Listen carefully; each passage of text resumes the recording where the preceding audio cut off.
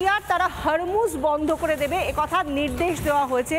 এই কথা ইতিমধ্যে সাংসদরাও বলেছেন, তারা মত দিয়েছেন এবং তা শুধুমাত্র এখন খামেনি সবুজ সংকেতের অপেক্ষা করছে, তাহলেই হরমুজ প্রণালী বন্ধ হয়ে যাবে। কিন্তু তাতে সারা বিশ্বে কতটা ক্ষয়ক্ষতি হতে পারে, আন্তর্জাতিক বাজারে কতটা ক্ষয়ক্ষতি হতে পারে, যেখানে গোটা বিশ্বের 5 ভাগের 1 ভাগ তেল যাতায়াত করে এই হরমুজ প্রণালী দিয়ে, তাহলে সারা বিশ্বে জ্বালানি রফতানি এবং আমদানির ক্ষেত্রে কতটা অসুবিধা হতে পারে, সেটাই এখন একটা বড় প্রশ্ন।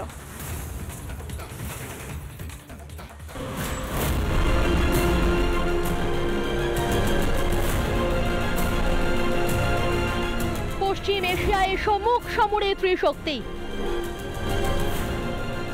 ইরানের গোপন পরমাণু সম্ভারে হামলা হতেই হুমকি দিতে শুরু করেছে তেহরান। যুদ্ধ সবে শুরু, ফল ভুগতে হবে বলে হুঁশিয়ারি তো রয়েছে, সেই সঙ্গে এবার হরমুজ প্রণালী বন্ধের হুঁশিয়ারি দিল তেহরান। ইরান, ওমান ও সংযুক্ত আরব আমিরশাহীর মাঝে অবস্থিত এই হরমুজ প্রণালী এক সংকীর্ণ জলপথ। মাত্র 34 কিলোমিটার চওড়া এই প্রণালীটি সামান্য এলাকায় জাহাজ চলাচলের উপযুক্ত। সরু একটা খাঁড়ি উপসাগরীয় এলাকার যাবতীয় তৈলবাহী জাহাজে এই খাঁড়ি হয়েই বাকি বিশ্বের কাছে পৌঁছায়। কিন্তু অতি সংকীর্ণ মনে হলেও ব্যবসা বাণিজ্যের অন্যতম ভরকেন্দ্র হরমুজ প্রণালী।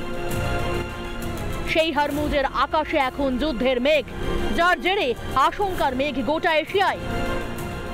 বিশ্বে জ্বালানি তেলের 20% এবং প্রাকৃতিক গ্যাসের 30% সরবরাহ করা হয় এই হরমুজ প্রণালী দিয়ে। এটি মূলত আরব সাগর এবং পারস্য উপসাগরের একটি মেলবন্ধন।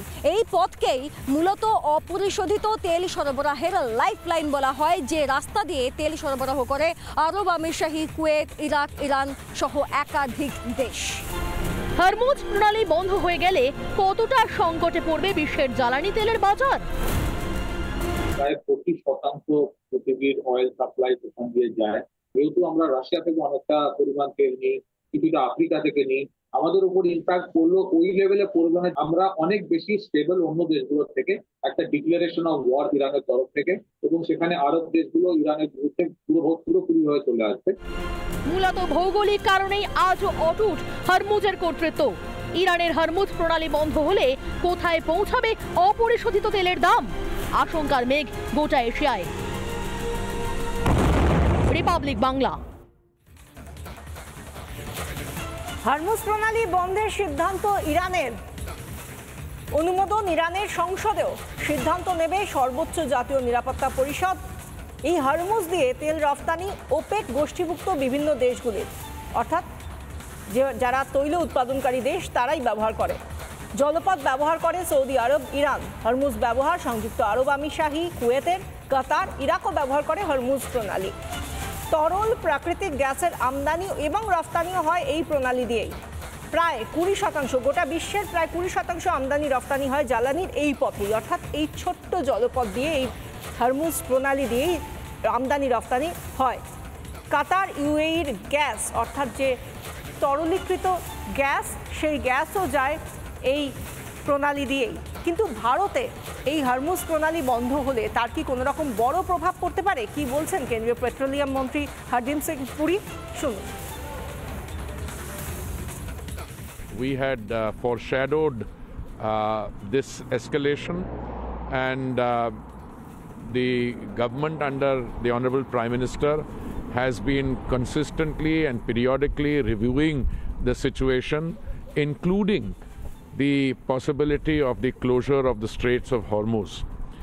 And as I have mentioned earlier, we had diversified the sources of supply, and out of the 5.5 million barrels of crude oil that India consumes daily, about 1.5 and 2 million only come through the Straits of Hormuz. We import roughly 4 million barrels through other routes, and our companies, the oil marketing companies, have enough stocks. Most of them have stocks up to 3 weeks. One of them has in fact 25 days stocks. And we are also confident that we can increase the supply of crude through other routes should the situation so warrant. নানা ধরনের content দেখার জন্য like করুন, share করুন আমাদের Facebook page, subscribe করুন আমাদের YouTube channel. পাশাপাশি অন্যান্য ব্রেকিং নিউজের জন্য অবশ্যই চোখ রাখুন রিপাবলিক বাংলায়।